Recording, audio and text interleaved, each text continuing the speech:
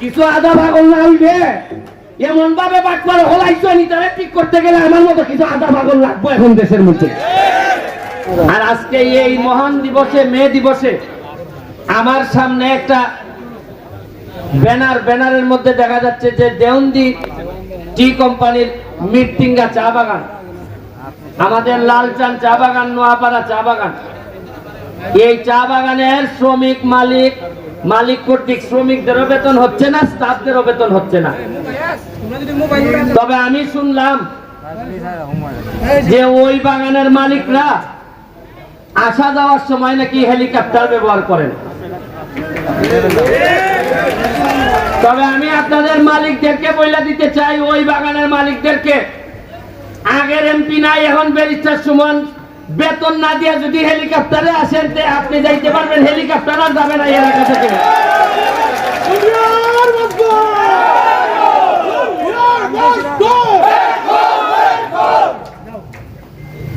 লোক ঠিক করেন যে হেলিকপ্টার কিনার লোক আছে কিনা, এটা দেখছে, আর পরে শ্রমিকদের দান টাকা দেওয়া হবে।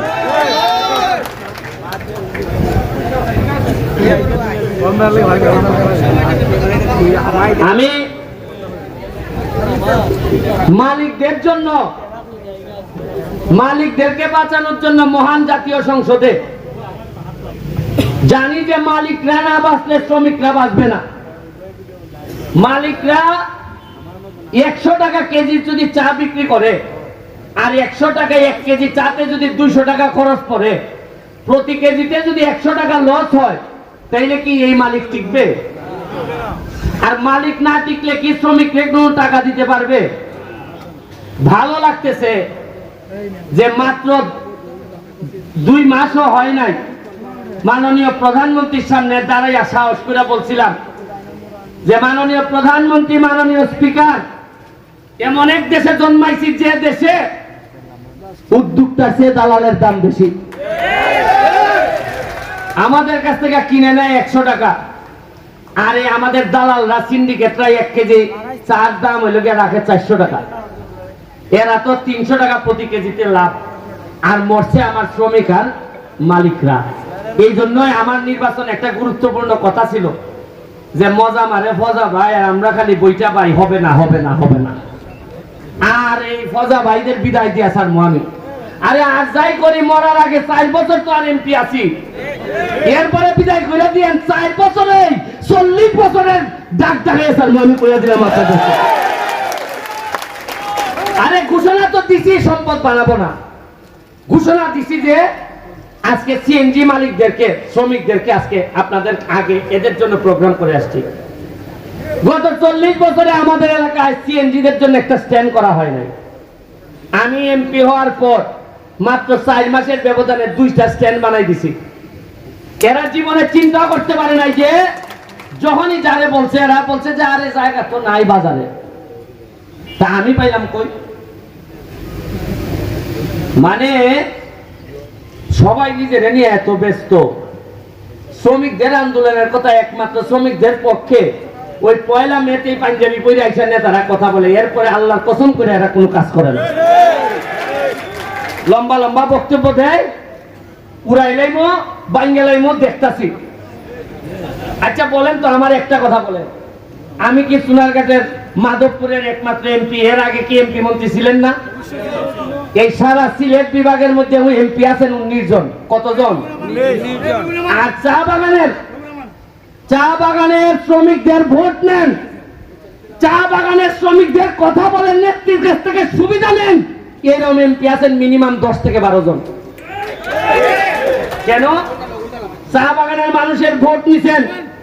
আর একবার আমার চেয়ে বড় বড় পদবিধারী এমপি মন্ত্রীরা ছিলেন, আছেন সিলেট বিভাগের, আছেন চট্টগ্রাম বিভাগের।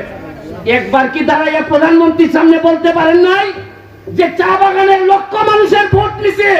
একটা মিনিটের জন্য দাঁড়াইয়া বলতে পারেন নাই যে আমাদের শ্রমিক মালিকরা মরে যাচ্ছে, চা বাগান ধ্বংস হচ্ছে, ধ্বংস থেকে বাঁচান মাননীয় প্রধানমন্ত্রী?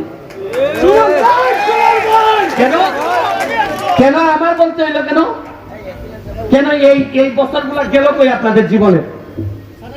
এই যে আজকে যে আমি দাঁড়াইছি, মনে করেন এই খবর দেওয়ানদির মালিকের কাছে যাবে না? দেওয়ানজির মালিক এরা ফোন করে কইব যে এ কিন্তু সেচ্ছে রে বউ কিটা কইব এ সেচ্ছে টাকা লাইন দিলাও কিছু আপনি কি মনে করেন কইতো না এমনও কইতে পারে এ কিছু পাগলা আছে কুম্বালা কিতা করে ঠিক নাই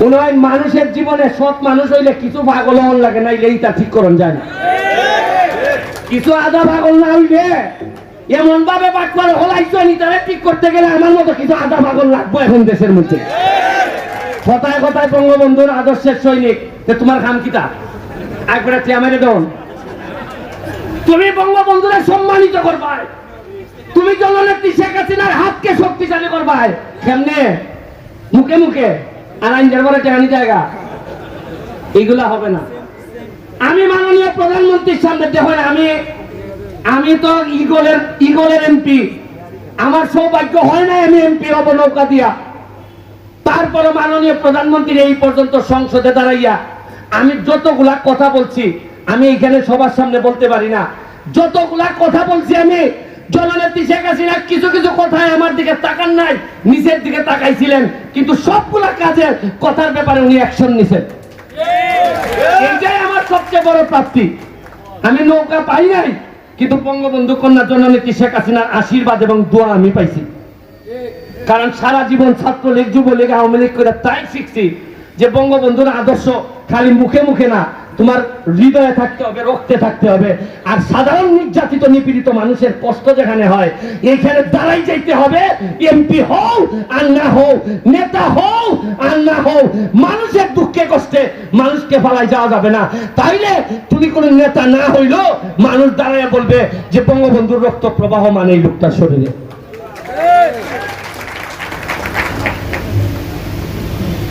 শুনেন 100 টাকা করে চা পাতা বিক্রি করছেন আমি বক্তব্য দিছি 2 মাস আগে কেমনে মাত্র 1 মাসের ব্যবধানে কেমনে 400 টাকা হয়ে গেছে গা কেমনে হইলো আমি কি জাদু জানি না খেদায় জাদু করছে 15 বছর ধরে হইলো না আমি বক্তব্য দিলাম সংসদে আমি কইছি যে খামরাইলিমু কিন্তু তোমারে আমি যে জায়গা গিয়া তদবির করি আমার এলাকাত খাম দেও আমার এলাকাত উন্নয়নের বরাদ্দ দেও যারে আমি ফোন করে কই বাইরে আমার এলাকাত বরাদ্দ দেও আমি নিজে টেহা বানাইতাম না আমি কোনো দুর্নীতি করি না তবে অতটার বড় যদি বরাদ্দ না দেও তে খামরাইলিমু আমার আবার খামরানির অভ্যাস আছে সৎ লোকের যদি একটা দাঁত হই না তাকে এক হের শত্রু আরে সৎ লোকের খামর যদি ঠিক মতো না বয় তে খেয়ার শত্রু অসৎ লোকের দাঁতের যন্ত্রণায় তো বাঁচি না শুনুন এই 1 মাসের ব্যবধানে যদি অত টাকা বাড়তে পারে তাহলে এর মানে বাড়ানি সম্ভব আছে যদি বুঝতাম আমি অত কথা কইবার বড় 1 টাকা বাড়ছে না তে বুঝা গেল এটা নাই এর মানে হইল গিয়া বাংলাদেশটারও বঙ্গবন্ধুর সোনার বাংলা বানানো সম্ভব যদি এইসব বাটপারদেরকে ঠেকানো যায় আমি নেত্রীরে বলি নাই সিন্ডিকেটের কথা বলছি যে নেত্রী আমাদেরকে ওই বলেন যে আপনি চা বাগান বন্ধ করে দিবেন আমি চা বাগানের শ্রমিক ভাই বোনদেরকে বলবো তোমরা অন্য ব্যবসা দেখো আর নাইলে আপনি চার দাম বাড়ান যাতে চা শ্রমিকরা বেঁচে থাকে আপনি চিন্তা করতে পারেন এইবার চা বাগান যদি না বাঁচে কর্মচারীও বাঁচবে না শ্রমিকও বাঁচবে না আরে চা বাগানের যারা কর্মচারী আছে আমরা সব তো শ্রমিকের মধ্যেই করি শ্রমিক ভালো আমরা শ্রমিক না